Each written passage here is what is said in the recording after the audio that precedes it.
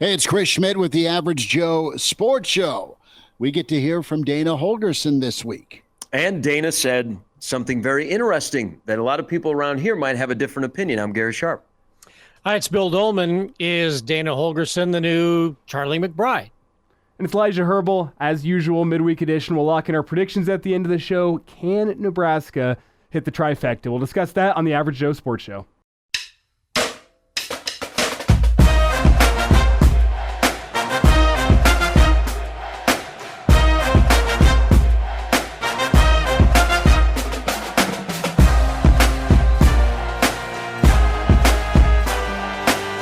Midweek editions here. It's the Average Joe Sports Show on YouTube. Like and subscribe. You can also find us Spotify, iTunes. Follow on Twitter, the AJ Sports Pod.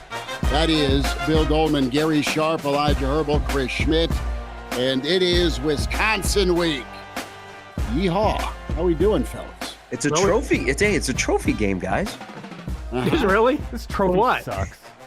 The Freedom Trophy? I shouldn't say it like that because it's for a good cause, but I mean in terms of like does anyone in either of these two states care about hoisting this trophy? It should have been an empty like beer stein with both fan bases being able to hammer beer as well as they do, or some sort of dairy stool or something like that. I've got a trophy back on the night mantle that my wife put out. We can gift forward.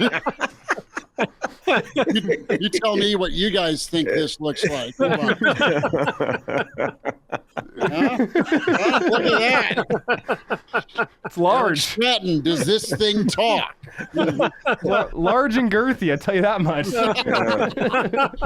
Title. Yes, it's about linemen on Saturday. Schmitty, fix your camera, please. Thank you. Yep. Oh, no. It's staring at me, Schmitty. The one eye is staring at me. Oh.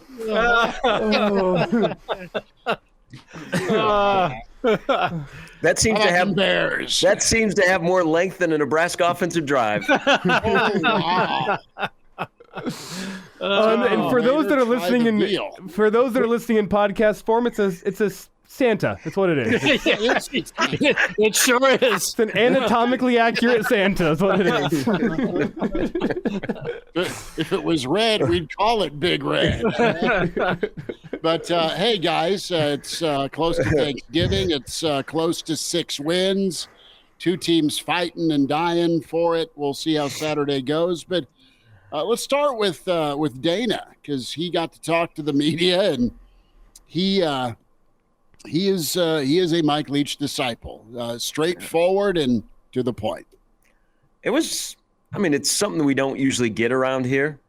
I thought it was a nice, fresh perspective from a guy. You're right, Schmidt. He's a Leach disciple. He sounded like Mike Leach talking. He didn't drift off to his favorite Santa gnome that looks like a something sexual. So he stayed within the lines of the football. I don't know. There was a lot of things in there that, everybody's like, wow, man, that's great. They needed that. They need a guy up there just like a buck. He's talking. And then you're like, whoa, it took a guy off the streets to be able to change some things or notice some things and say some things. And he just got here. There were tractors in Burwell leaving skid marks in the dirt when they heard some of the things that Dana Holgorsen had to say at his press conference. And a lot of those farmers with their DeKalb hats were saying, that's exactly what they've been saying on the Average Joe Sports Show and Gary's show and Schmidt and Elijah for the past several weeks. Because Nebraska people know football, and to hear it from a guy say, you big-bodied wide receivers, you ought to be blocking a little bit better on the perimeter. And people are going, that's what we've been talking about forever. People recognize what good football is. And, it was refreshing to hear. And I think it also, now it may not have spoke positive volumes to every member of the staff, but I think it does say, something good about Matt Rule, that he is willing to bring in somebody like a Dana Holgorsen, another alpha, and allow him to go in front of a microphone, knowing exactly that he's not going to be that restrained, I guess, for lack of a better word. I mean, he was honest. And that's what people around here want. And I think Matt Rule deserves some credit for saying, we need a little help here. Now, the way Dana Holgorsen said it was like, you got to get here. I'm like, okay. Some of the other ears in the office might have perked up and said, uh-oh, Dad's mad. But that honesty, I think that honesty reflects well on Rule to bring him in here, but also it should allow people at Nebraska to know that there's somebody, who kind of hears them and speaks for them. And I thought he did that. You know what you need, and we are lucky enough to talk to Uncle Charlie, Coach McBride. He is sweet. He's lovable, but he wasn't. He was not. That first time you probably put the helmet on for him, and by year 4, year 5, you got it. Yep. But you need that good cop, bad cop, and you need many of them on the staff. You need different staff personalities. Coach Osborne had a lot of different personalities on his staff. They knew T.O. was boss. I think everyone knows Rule is boss. I'm not calling Dana a bad cop, but Dana doesn't care. Like, he is here to do a job. He's going to tell you good work when it's good. He's going to tell you, run it again when it's not. He's going to call out 6'4" wideouts and kind of question their toughness is my read into it. Hey, you're a bunch of big kids. I don't believe what he told us at the media session was probably verbatim or how it sounded or how it was said to that wide receiver room. So you need those different personalities. And if you're Matt Rule, good on you for saying, man, I gotta get someone in here to kick someone's ass in the coaching rooms.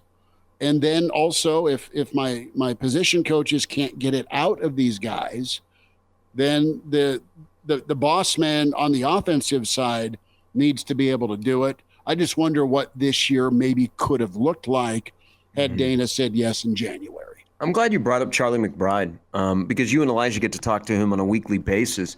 He was completely opposite from Tom Osborne, and T.O. kind of let Charlie run the defensive side. I'm listening to Holgorsen yesterday and looking after, some of the subtle things that they did in his short amount of time. I think Nebraska welcomed in a guy that has the Charlie McBride and the Chip Kelly in him. The Charlie McBride being bad cop, but a gruff guy, tell it like it is, and you can either handle it or you can leave. But I'm going to help you get better, and we're going to do it through no gray area. And then, Chip Kelly is probably having his best life at Ohio State because he's just coaching ball. He doesn't have to worry about all the other stuff about a head coach. He can just call plays. And you hear Dana gets excited. He's like, we're, calling plays and we're doing this.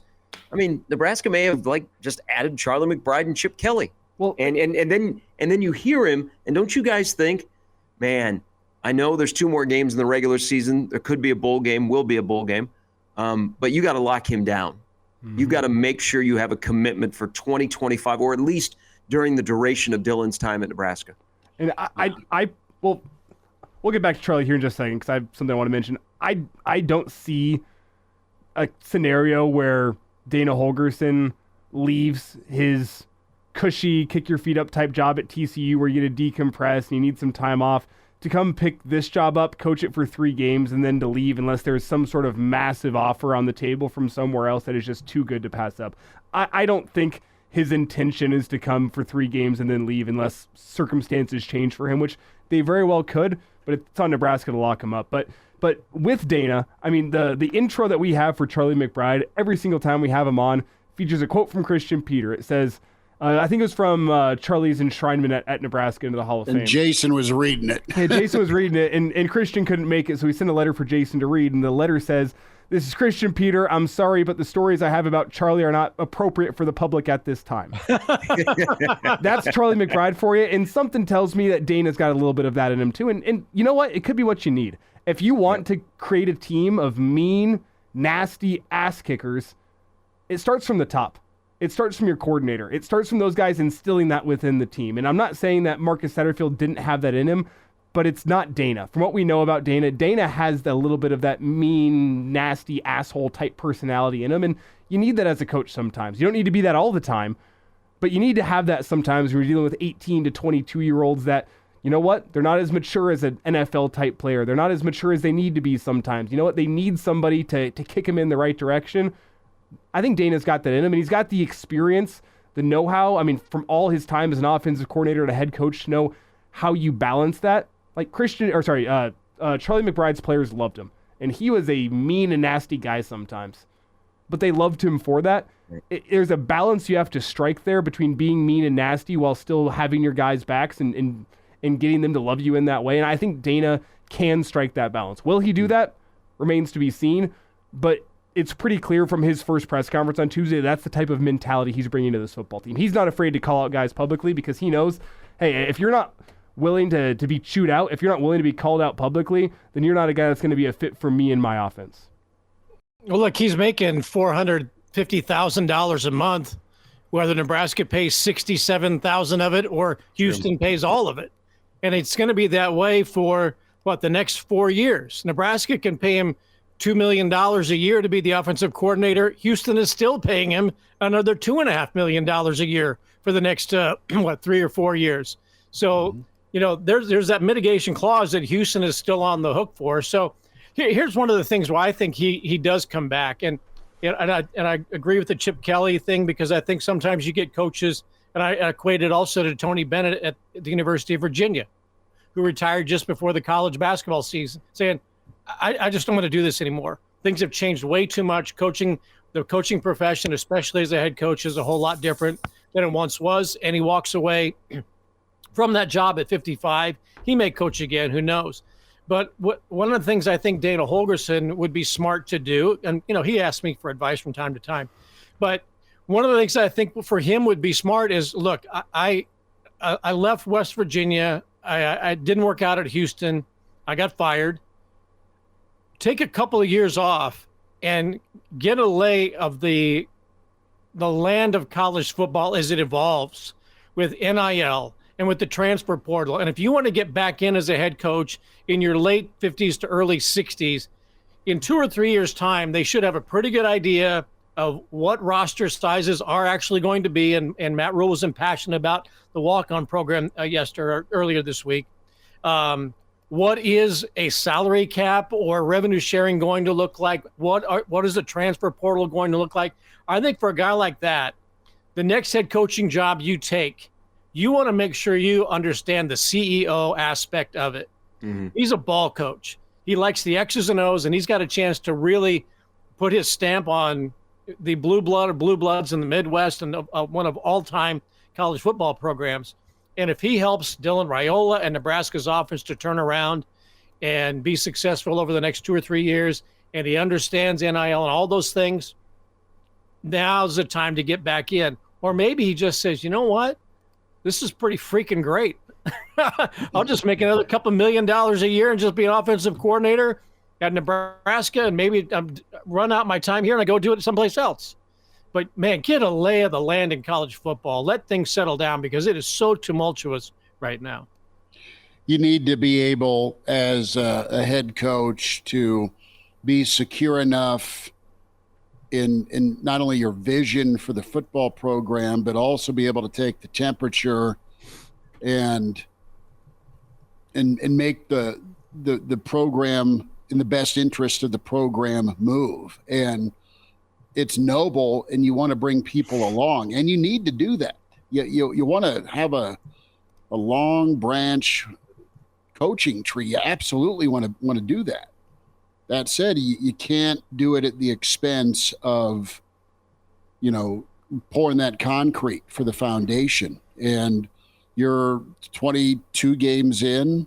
Does that sound about right for where Rule is in his tenure? I mean, it's a critical final stretch. It's a critical time to reestablish some momentum from a recruiting standpoint, a wins and losses standpoint. And the way Troy Dannon sounded this week on the network from a, hey, give till it hurts standpoint, between financial gifts for the South Stadium, the revenue sharing that's on the doorstep. All of that is critical and you've got an exhausted fan base that is given till it hurts for a long time for, all right, this time it's the answer. And you need to be able to put your best foot forward and show progress, right? So I love the Tony White hire. I still like Tony White. You've got guys on that defensive side of the ball, more of Rule's expertise side that he said himself, that have those guys have performed well. Now it's been a bit of an issue with Butler in the secondary this year from a consistency standpoint compared to what they were a year ago. But you need to improve that offensive side of the football. You did with Dana. What else do you need to look at here in the offseason? I don't know, man. He kind of told you yesterday what you have to look at. Yeah, no, he talked wide receivers, he talked running backs. And I think there's another dynamic of things that he said yesterday. And, as Bill was saying, all four of us have said a lot of this stuff for now 2 months. And a guy walked in and he said, yep, I agree with these guys. They know ball. I know ball. They can see it. But did you guys find it interesting? Because when we were together on Sunday, we talked about if you have a play and you block it and it should be a touchdown and it's not a touchdown, what happened? And it was about the offensive line. Did you guys find it interesting yesterday that a guy came in from the outside, not really having any pass connection with Donovan Raiola, and he kind of praises the offensive line? Rule came in, said, man, I can talk ball with Donnie. There's things that happen. Let's give him another go around. Now another outsider comes in and recognizes the offensive line, which has been good, not great. It hasn't been bad. It hasn't been the reason why you're 5-5. You would like it to be more consistent, but it's not number one at the list of things that Nebraska has to fix, because I think there's more the running back than the offensive line this year. Did you guys find that interesting, that he dropped that little nugget in there? If we're trying to think of, okay, who should be on LinkedIn and who should not when the season ends? No, a couple of factors, and I'll get out of the way. But no, I mean, if you're going to your offensive coordinator, dude, why aren't you running it more? And the answer is, I don't trust the O-line. And then you've got Dana that comes in and says, I was pleasantly surprised at how physical they were. How was the pad level? It was great. It was fine. It was good enough to win. Well, is that what you're hearing? I mean, you're getting presumably reports, and then you're seeing it with your own eyes. And there's a lot of offensive lines that during good on good aren't going to look good against Nebraska's front if you're doing run drills, right? So it's no. I mean, I think you've got some prime rib in the oven right now with some of the recruiting the kids you've been able to recruit. You're trying to develop right now, and you haven't had to really force too many kids in early. A la the Turner Corcoran stories, where you play and you never get a chance to stabilize and get better. You're always playing catch up. So, no, I mean, Donnie's group is Donnie's group, and I think they've got guys that have a higher ceiling that are younger right now in that position group. So, no, it was spot on that the offensive line's not been the problem. It can get better, but it's not been the Achilles heel. And I encourage anyone who thinks it is the Achilles heel to go back and watch some of the 2022 Nebraska football games. And that was Donnie's first year on the job. That was his starting point. From an eye test point of view, look at how those offensive lines play, both in pass protection and in run blocking. Watch the team this year and tell me there hasn't been significant progress. Is it where you need it to be if you want to be competing for Big Ten titles and competing for college football playoffs? No, I don't think so. But as Gary said, it's not the reason why you're 5-5. They've been passable. I give them a solid B minus grade this year so far from what I've seen. They're not outstanding. It's not the reason you're losing football games, and it's a lot of progress from that Casey Thompson 2022 year where you couldn't really run the ball. Casey was fine whenever he wasn't harassed, which was most of the time. The offensive line has made strides. You wonder, with as senior as that group is right now, what some of the younger guys' development is behind the scenes, because you're going to turn it over to them next year, and that's where I think Donnie is really going to earn his paycheck, is like, hey, got a lot of guys that are going to be playing next year that haven't played very many snaps in front of 90,000 at Nebraska. How do they do? But no, it's the offensive line has not been the problem this year, and it's a far cry from where it was 2 years ago. You've gotten a lot better in that regard. And remember, we all love Teddy Prohaska. This was going to be his year. And it was, the enthusiasm and 2 weeks before, a little bit, maybe 3 weeks before the season opener, gone. I mean, that was disheartening for that offensive line. Not just, that's a blow because he's slated to be your starter. Everybody loves the guy. And I think there was an emotional, loss there as well as the physical. And then you put Corcoran in there, who's slated to be your solid backup. And then Corcoran gets hurt. And what was that, the Illinois game? And then you've thrust Gunnar Gatula in there, who has drawn fairly decent reviews since he arrived on campus. Says this is going to be a guy. Well, now he is the guy ahead of schedule. But we're going to, next year next spring, people are going to go, oh, yeah, I forgot about Bricks and Knutson and Sledge. And there's a couple other offensive line guys that I've already forgotten about. But there is something I think that they have been able to do, and that's develop younger players without, other than Gatula, thrusting him in out of need, but guys who have been able to protect red shirts, and they will come in, in a second or a third year situation where there's going to be more maturity on the offensive line, where they are going to have been able to build, 10 deep, which is what they hope. And you go back to that 22 line, and it was pretty much 4.5 guys. You were hoping you could just get 5 solid performances in a game, and that was very rare. There's been depth developed somewhat slowly, but depth developed, and those guys that we talked about so much 2 years ago in recruiting classes, they're going to be back. And to give credit where credit is due, 3 guys in that offensive line right now are exclusively Raiola guys. I know Ben Scott did some development at Arizona State, but that's a guy that Donnie brought in. Justin Evans is a guy that came in to play for Donnie. Gatula is a guy that came in to play for Donnie. All the development's done by Donnie. Let's give it a little credit where credit is due. What was it? 6 years of complaining about offensive line development and guys not getting better, and you saw guys step on the field as true freshmen, and by the time their junior or senior year rolled around, you're like, where's the development been? This guy's not any better. You got 3 guys, I think, that left side of the offensive line that have showed it this year. They've shown that development. Gatula's the shining example. And is he where he needs to be go be a high-level Big Ten offensive lineman right now? No, he's a redshirt freshman. He's still got more learning to do, but you've seen strides from him even as the year's gone on. You've definitely seen strides from Justin Evans, where he was last year to where he is this year. He's been much better. Ben Scott's been quiet from the center position, which is a hat tip to him. That's a good thing as an offensive lineman. If you're quiet, you're not looking at Ben Scott and saying, what the hell, man? That's the number one best compliment I can give an offensive lineman. All 3 of those guys, Raiola guys. And those guys they love Donovan Raiola. Yep. Why do you guys think? Because there's part of what Holgo said yesterday about blocking. No block, no rock. We've heard that over a couple of coaching staffs as a mantra, but then the season starts and it's almost like forgotten about. And that's a Leach staple. Like Mike Leach, that is a big deal when it comes to his wide receivers and getting to the edge with his run game. That finally it happened on Saturday. They have some limitations, but the want to was there more. Why do you guys think it took a Dana Holgorsen walking in the door to bring that up when allegedly they preach it all the time? Because Dana Holgorsen was going to follow through with the no rock part of that. He's serious. You think there's you think there's a fear?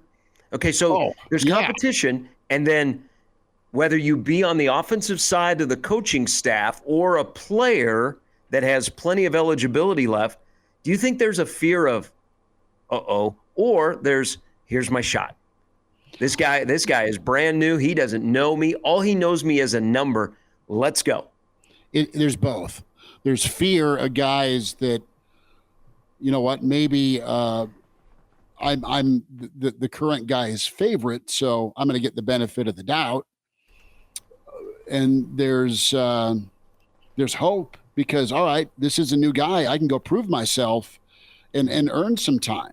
So you're going to have the follow through on the accountability. If you don't do your job, he'll look elsewhere. And you are auditioning right now. You're auditioning Saturday. You're auditioning next Friday, and then possibly in a bowl game. But it's also a guy that people know. Dana Holgorsen is recognizable. It's not like Andy Reid or Bill Belichick walked through the door, but anybody who knows college football and has been, paying attention from, he's been one of the more talked about assistant coaches too, not just a former head coach at West Virginia and Houston. People have known about Dana Holgorsen since his days with Leach at Texas Tech and then with Gundy at Oklahoma State. And so this is a guy who's been in the college football consciousness for 10, 15 years. Mm-hmm. So those players know that when he walks through the door, I know who this guy is. So they also know his reputation for offense. They know the players that he's developed, the quarterbacks he's developed, that they're not going to Google and trying to figure out who is this guy and where's he been. And I made the comparison to last week. The Bears fire their offensive coordinator, whom nobody knows, and they hire a new guy whom nobody still knows. But Dana Holgorsen, he's coming to coach me and our offense. Yeah. This is my shot to prove something. And this guy knows what he's talking about. And everyone, I said this last week on the show, I'll say it again. Everyone of my generation, I'm saying plus minus 4 years around me, so that includes a lot of guys in the Husker football roster, remembers that Geno Smith, Tavon Austin season, that special season from Tavon Austin. Go look it up. Tavon Austin's college highlights, 24 million views. I venture to say most of them are people my age. That highlight reel is legendary. Everyone that's my age knows about it, and they know Dana Holgorsen was the coach. And if they don't, Dana Holgorsen can come in and say, hey, I was Tavon Austin's coach. That automatically earns you street cred. Everyone, this is not an exaggeration. Ask anyone my age about Tavon Austin's highlight tape. I bet they even know the song. I can sing it for you. I can't name it, but I can sing the song that's on that highlight tape because everyone knows it. Save it for karaoke night, but thank you. Yeah, Bill and Elijah, you're spot on. You don't have to Google him. I think that's a reason that Mickey Joseph had such an impact in a short amount of time in the wide receiver room. You didn't have to Google Mickey. You would look at who he just coached, and you would be like, man, if he could do that with those guys, maybe I could get to the league. I think that resonates, especially on a staff where the offensive side is still kind of a developmental staff. Yes. And you have a very, very young wide receiver coach and, a running back position that just has not been able to stabilize with what you're supposed to do. That, timing is everything. And I think we're going to look at this and go, man, this was the fork in the road for Matt Rule, and he chose to go this way. And it actually may be the reason why one side of the ball gets over the hump and gets guys on the right page and doing what they're supposed to do. You can be a developmental team, and I think we all love that growing up and watching Nebraska. You can't have a developmental team too dependent on a developmental staff. I mean, you need PhD professors, Professor Doleman, to be. I'm just a local lecturer.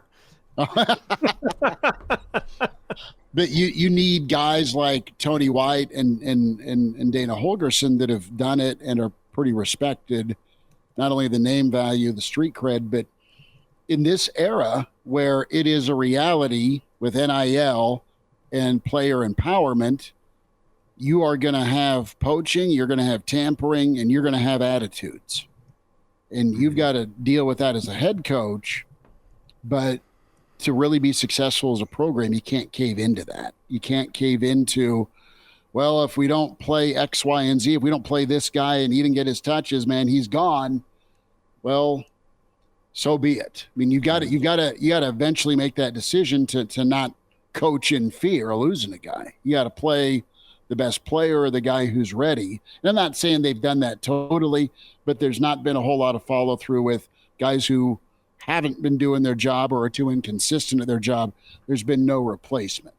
And I think that changes with Dana Holgorsen, and it's needed. But you need big time ball coaches on your staff to live and survive in the Big Ten, because everyone else's staff of success has big time coaches. And I think that kind of gets back to my point I was making earlier about the importance of Dana Holgorsen being a bit of an ass kicker in his coaching style.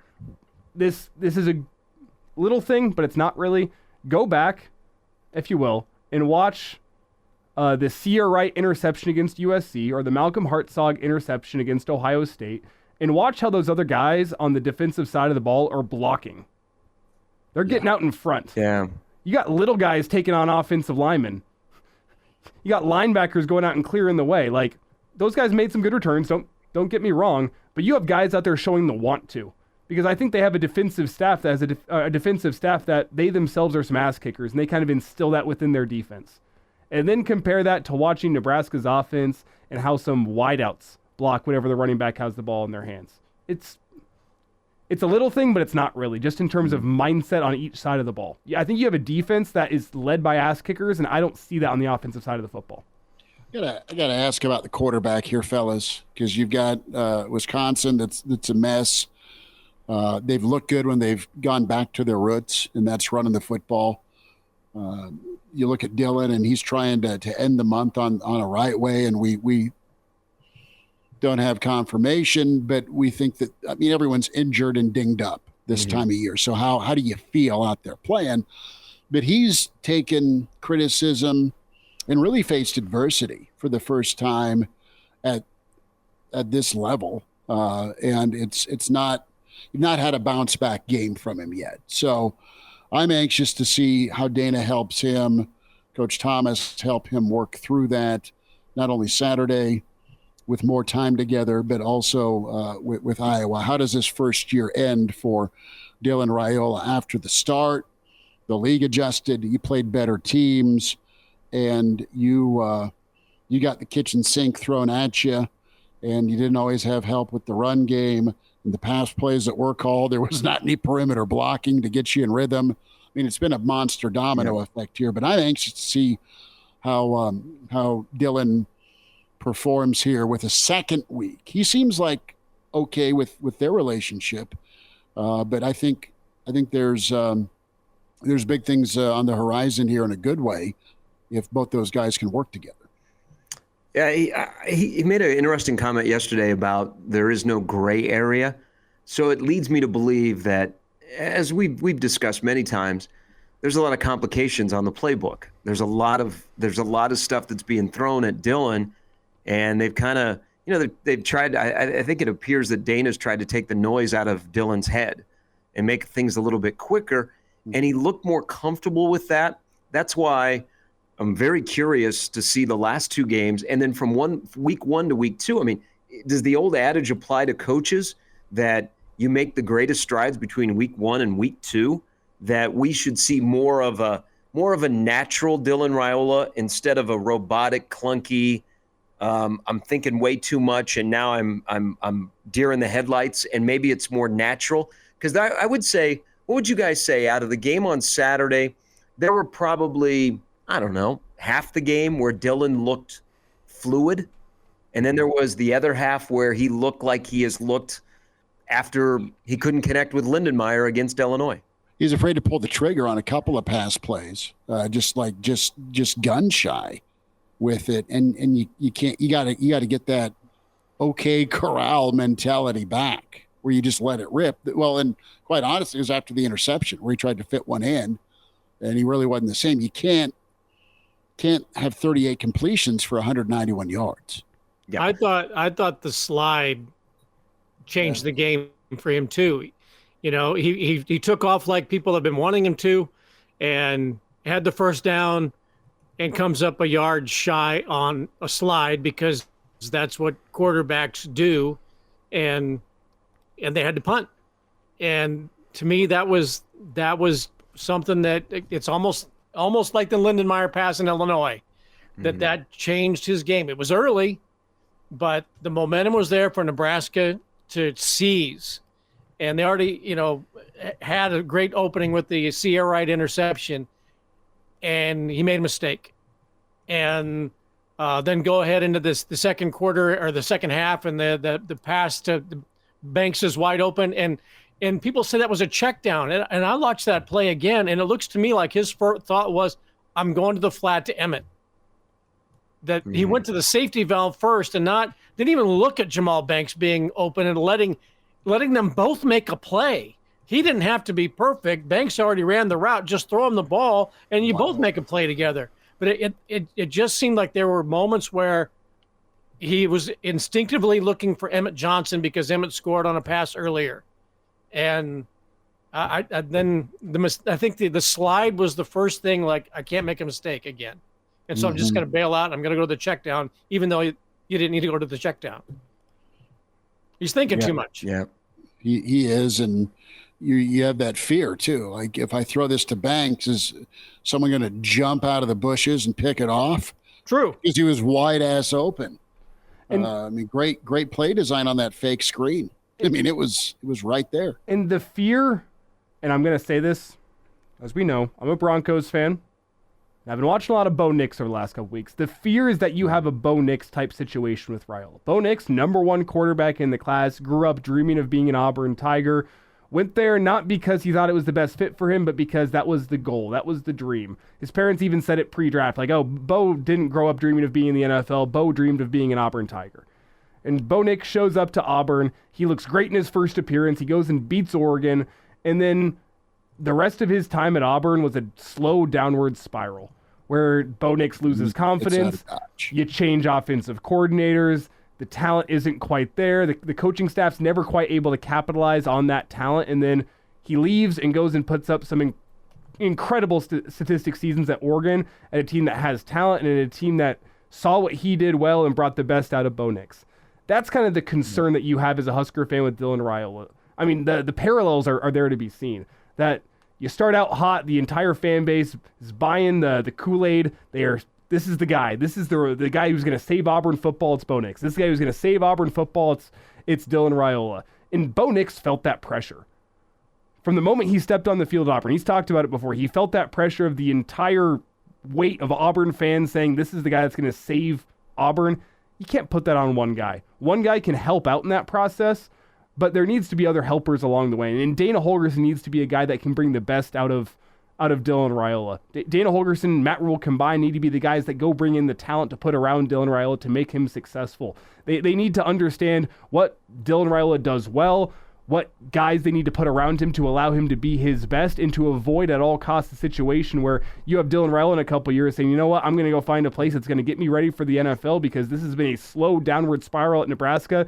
The pressure was too much. I lost self-confidence and I couldn't be me. And that's what you said about Oregon is I went to Oregon, they let me go out and be Bo Nix. The change of scenery is not a different school. The change of scenery, you hope, is the coordinator. One thing to note, though, with that, Bo Nix, 4 offensive coordinators across his 5 college seasons. That may have helped him in the NFL. Sean Payton's got a complicated playbook, and he picked it up really quickly because he had to learn so many offenses, but it did him no favors in college. And that's one of the things, to get back to what Gary was saying earlier, the importance of locking down Dana Holgorsen for 2025. New playbooks and new coordinators and new coaching staffs, it's not doing any favors to Dylan Raiola. You got to get it right now. And I would think the only, I don't think Dana, unless it's just an unbelievable job, and I don't think, he's not going to be at the forefront of AD's list for Power 4 jobs. The only one that is out there that you might go, Nebraska, might have to just double check. Hey, Dana, are you still happy? Is Oklahoma. Oklahoma is going to have a lot of money to spend on their offensive coordinator, but I look at what may or may not be their quarterback situation. I think the most ideal situation for Dana is to get Dylan right, help Nebraska, and as Bill was saying, take a couple of years off, but you're still in ball, and then you use your development of Dylan Raiola and help Nebraska turn the corner, and boom, you're still young. He's 53? You're 55, 56 years old, and you're now back in a range to get a Power 4 job.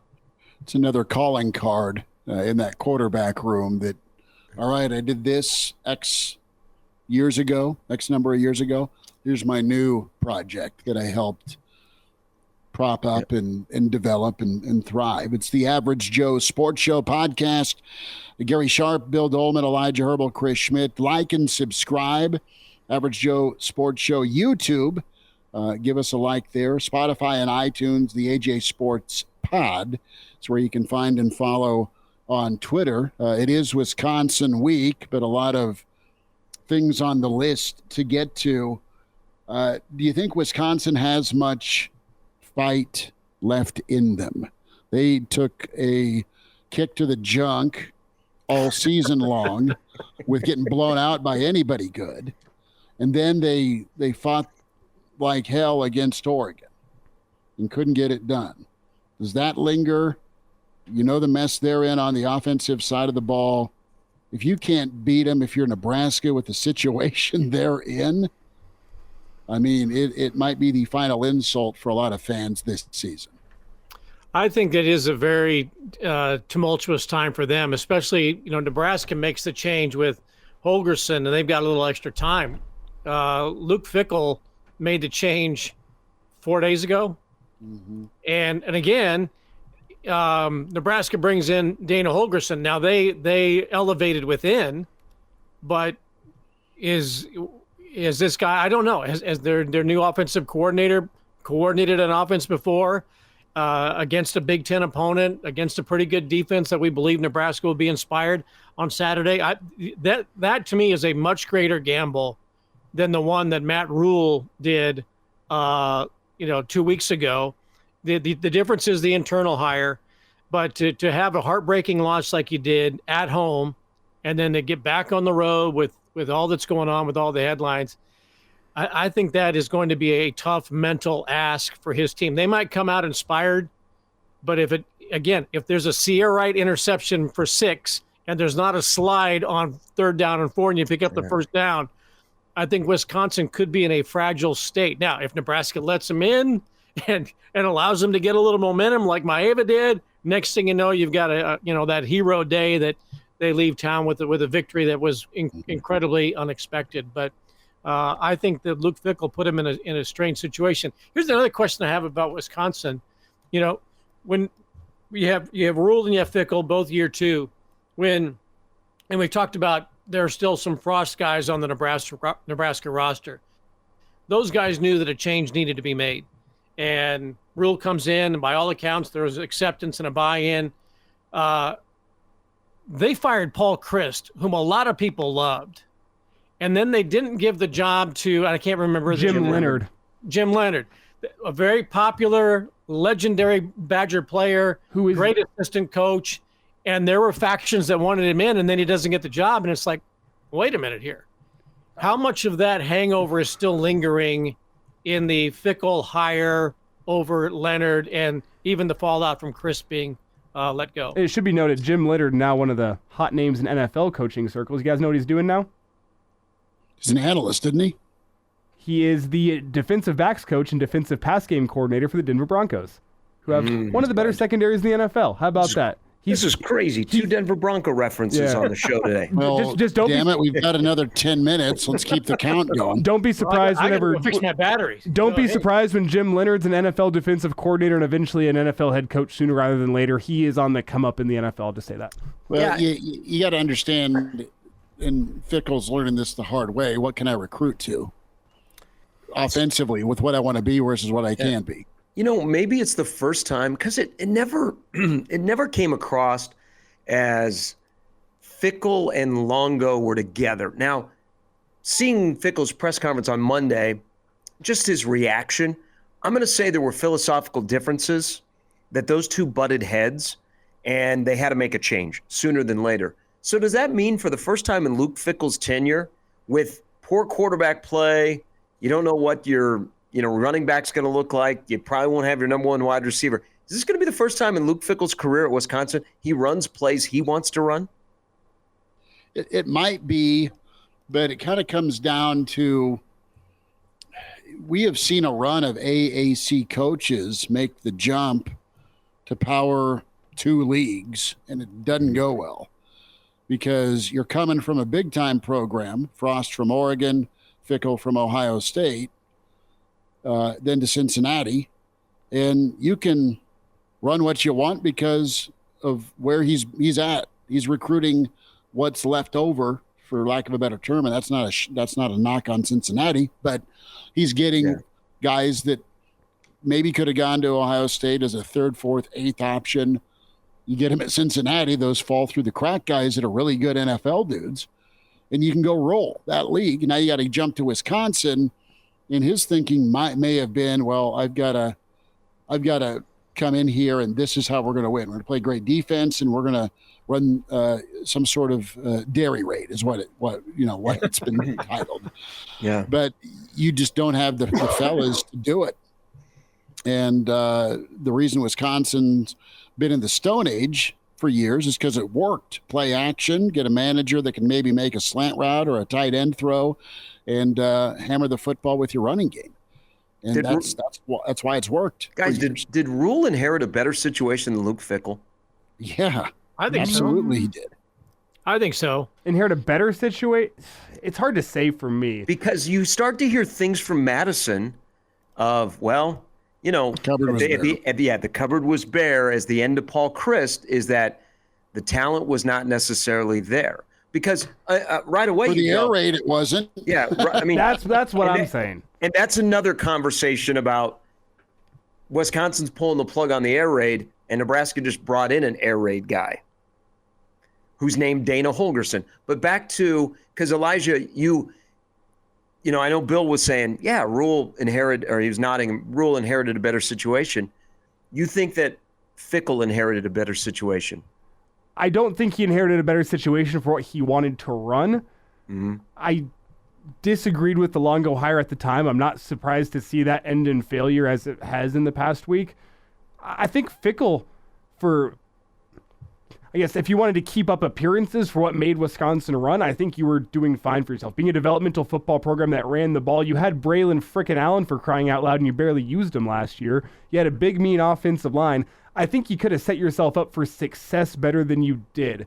Now, to bring in a complete stylistic change, were you set up for that? No, not at all. Kind of has shades of Bill Callahan at Nebraska, trying to bring in a complete stylistic change, and then you wonder, well, the talent wasn't there for Bill. You get his talent in there, and everything's going to be okay. Like, Wisconsin was great because they knew what they were for years and years and years, and maybe a slow shift at Wisconsin would have worked, but to come in and try to install Phil Longo did not make sense from the get-go. Like, you could have made hay offensively if you would have committed to a power rushing attack and not said, you know what, we're going to bring in Tanner Mordecai and we're going to air it out all over the place next year. Yeah. Like, that's where I'm at. Like, I think Wisconsin had talent to run what they were running. I don't think they had talent to run what Luke Fickell and what Phil Longo wanted to do at Wisconsin. And I still think it's the situation in which the job came open. There are still people there who think Paul Christ should not have been fired, whether he should have been or not. But there are still people who are loyalists to the old regime and the old way it was done. And then to not hire Leonard, you know, that still is as a hangover. And it's also a hangover culturally with high schools. They've lost a lot of top high school talent in Wisconsin who, you know, were like old, you know, little boys growing up in Nebraska. They were just destined to play football at Nebraska. And if they didn't get a scholarship, they were happy to walk on and wait 4 years. You know, it's the Barry Alvarez, Bob Devaney blueprint. And when Chris got let go, that fractured relationships with high schools, and then Leonard doesn't get the gig, and that younger generation of high school coaches who were loyal to Leonard, I think that to me is where Rule had a better situation than what Luke Fickell inherited, is just a culture. And that's a fractured culture that still I don't think has been mended. Nebraska people have moved on from all of the past, you know, mistakes in hiring and bought into everything Matt Rule has preached for 2.5 years. The wins and losses have not come, but I think there is still an understanding that, hey, we're all in this tractor together. So with all of this said about Wisconsin, and Nebraska is just a slight favorite, it's the last home game. The next time Nebraska plays at home, they will have unveiled a stadium project where they're going to ask you for money. Safe to say that Saturday is the most important game Matt Rule's coached at Nebraska? Yeah, and it's the next. Yes, because it's the next one, but this is do or die. I mean, you can't. How would you lose to that Wisconsin team? They just got rid of their OC. I mean, they're beat up. They're not very good. This is your year to break the streak. This is to get to a bowl game, last home game. I'm thinking, man, do it. Your sphincter is gonna with all the things that are on the line. I mean, there's just, you could go a couple of different ways, because look at this, guys. I mean, I don't want to speak for you three, but I think Nebraska wins on Saturday. Just look at the relief. But then if they don't, look at the just total angst of this is not working. The dynamic this Saturday, I think is fascinating on Just get to 6. That's a low standard, but God, finally got it. Maybe that ends the curse. 2, you can't beat this Wisconsin team. It's your final game at home, and now you got to go to your rival and play on Black Friday, and you might not go to a bowl game. And I got the AD asking me for cash, and I got signing day, and I got portal day. Just it's a huge game for Nebraska, and we're just talking about getting to 6.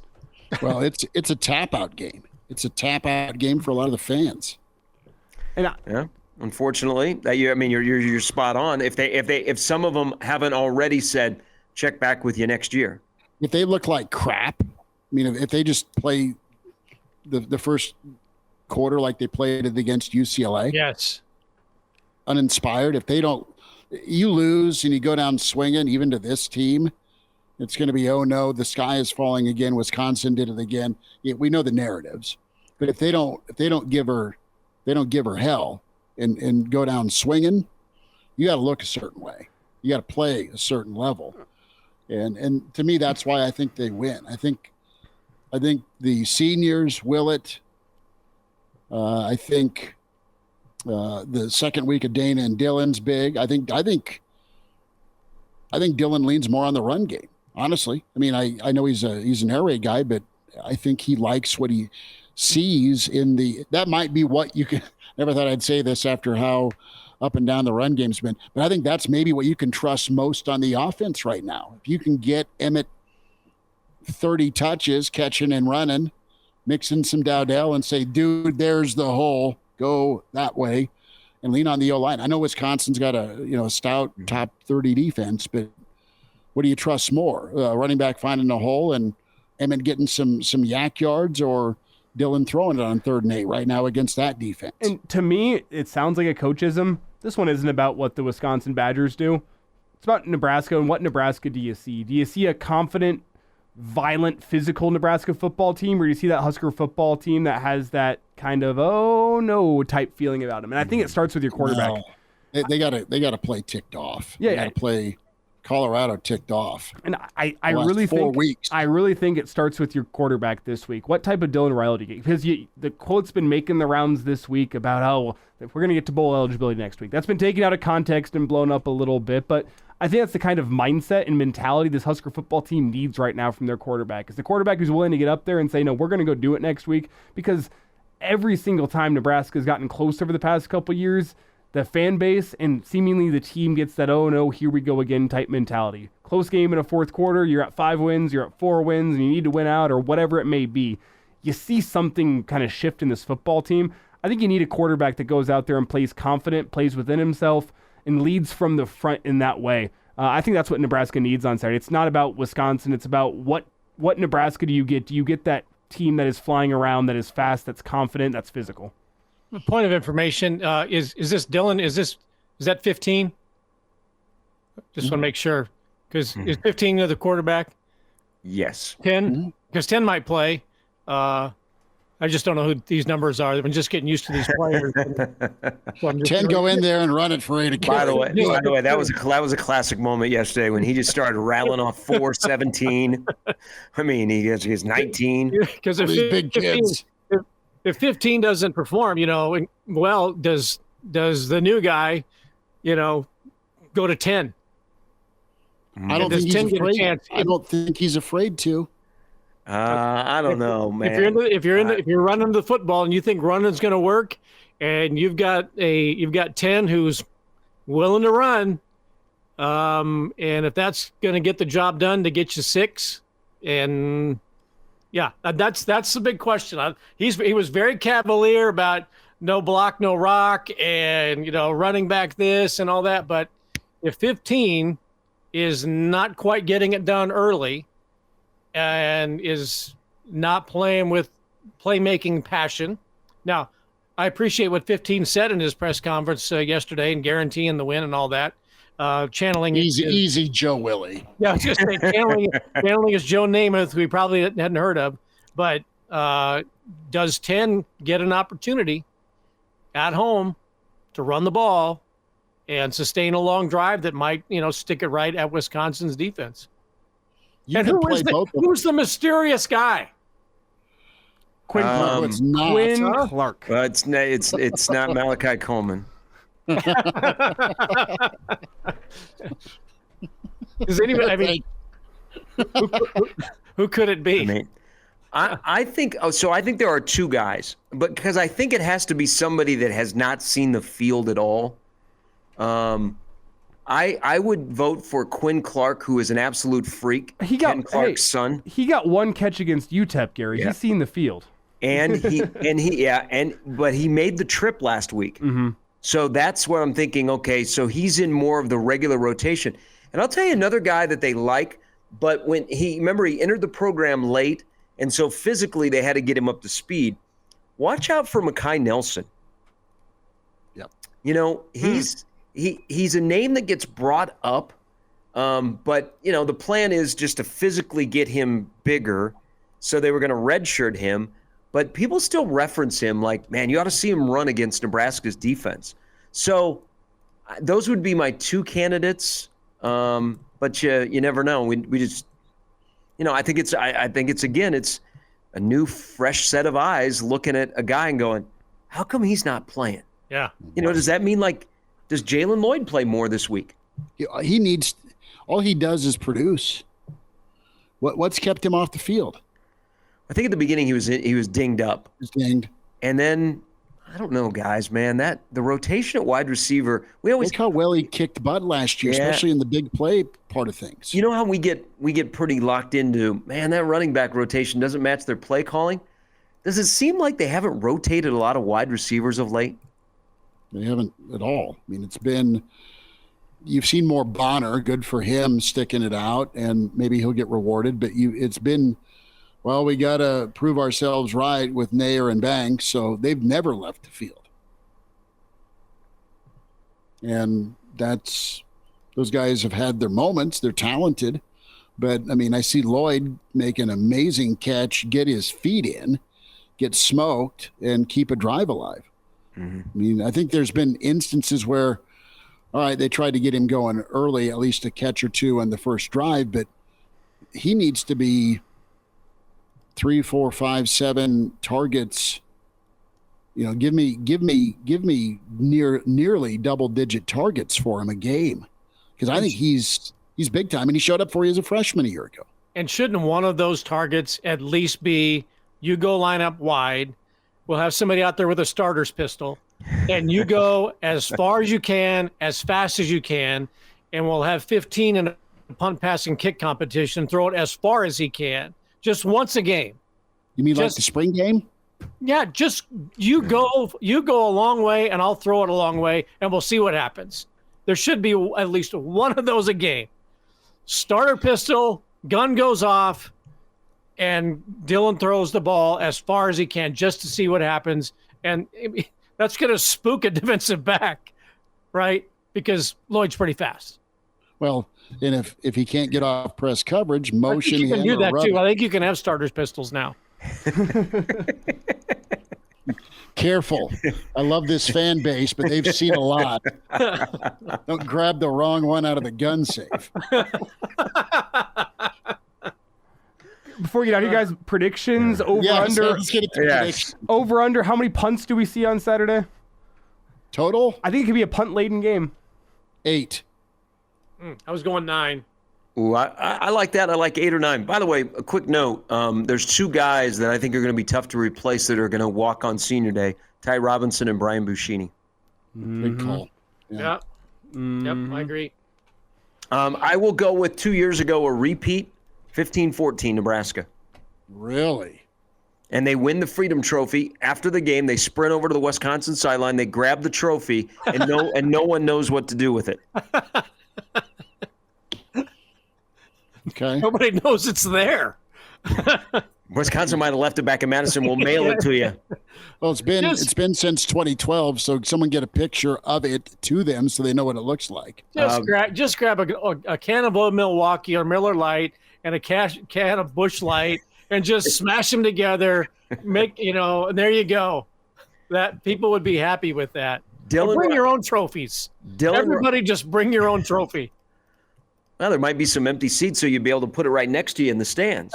Dylan Raiola was in first grade the last time Nebraska beat Wisconsin. Wow. That is Wild. crazy. I'm going to say Nebraska 24, Wisconsin 13. I was in the second grade, I believe, when Tom Osborne lost at Wisconsin 21-20, and I was devastated. But that's another story for another time. I look, they cannot come out uninspired of the way they did against UCLA. The fan base will not. Yeah, there were some boo birds against UCLA, and I just don't think that can happen again. You got to put the locks on the sleep pods and stop the massage service for a week and get them owly. Okay. But I think they'll be inspired. I don't think they're going to top 28. I think they'll chase 28. And I just I can't believe Wisconsin's going to be inspired. So I'll say 28-13. Okay. John Hole 3 for 3 on his field goals. Nebraska slightly better offensive output, 2 touchdowns. Do some math, 23-17. Nebraska gets it done. A 1-score victory. Ooh, like played. you would exercise all the demons, Beat Wisconsin. You win a 1-score game, and you go to a and bowl. you're bowl eligible. Trifecta. I don't Hey. know. I don't know if it's a 1-score game that feels like a 1-score game. Maybe Wisconsin backdoor 1-score game. I'm not sure that exercises all the demons, but the candy ass ones are sure going to go away. Hey, I know we're wrapping it up here. We probably should give some flowers to John Hole, right? Yes. Yeah, Good work. Good response. He's looked good. And according to Elijah, we're going to need John Hole on Saturday. 3 for 3. Mark my words. All right. That'll wrap us up. Appreciate you. What Sharpie? What was yours? I said we're going to repeat 2 years ago. Oh, yeah, Remember how 54. brutally cold it was, and people couldn't figure out how Nebraska was losing that game. Ended up 15-14. Yeah. How does 2 touchdowns going into the 4th. How does Nebraska get to 15? Is that 2 touchdowns and a 2-point conversion, or? Well, unfortunately, there's going to be a mixed extra point along the way. Okay. After So the flowers. 5 John Hole field goals. So there's going to be the touchdown. They're going to miss the field goal, or they're going to the extra point, and then they're going to score again, and they're going to feel the need to go for 2 to catch up, and they're going to not be good on that. So then they're going to need a John Hole field goal. I thought you were going for the 2 touchdown missed extra point plus a safety from the Husker defense. Now that would exercise all kinds of demons. That's pretty good. Like and subscribe the Average Joe Sports Show on YouTube, Spotify, iTunes. Just search Average Joe Sports Show. Let us know what you think on a rating. And find us on Twitter at the AJ Sports Pod. Gary Sharp, Bill Doleman, Elijah Herbel, Chris Schmidt. We'll talk to you Sunday morning for the live. Have fun with Santa. Spicing things up, huh? All the Schmidt House jokes are real and spectacular. We'll be back at you Sunday for the Sunday Live Pod at 10:30. Take care.